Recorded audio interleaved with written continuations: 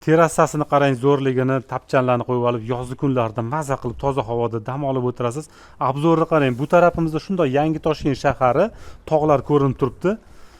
Bu yog'imizda ochiq polya ekan. Samolyotlar shunday ko'rinib turibdi aeroportdan. Manzarasi juda ham zo'r. Bu tarafimizga qaraganimizda Olimpiada shaharchasi, Yangi O'zbekiston bog'i, stadionlar hammasi ko'rinib turadi.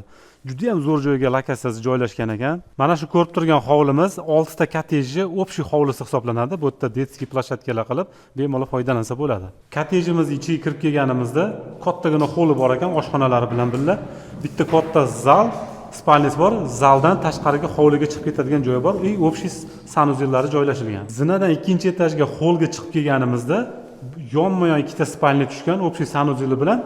Endi bu tarafga o'tganimizda bitta katta zal, yana bitta spalniya balkonlari bilan qilingan. Balkonlardan ko'cha ko'rinishlarimiz juda ham chiroyli vid bo'lgan.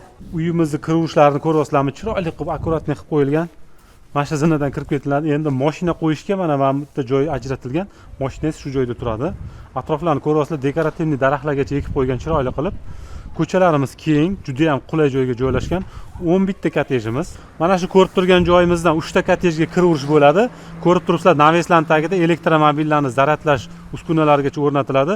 Oldi taraflarimizni ko'ryapsiz kengligini, dekorativ daraxtlarni ekib qo'ygan. Kottejimiz 11 ta kottej. Bu joyda har xil planirovka qilingan.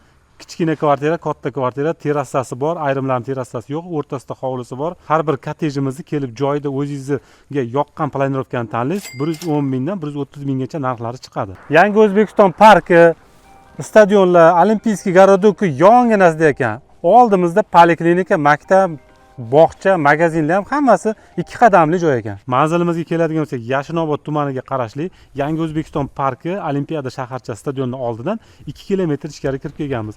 Ko'rib turibsizlar, chiroyli kottejlar. Kimga kerak bo'lsa, pastdagi raqamlarga aloqaga chiqaverasizlar.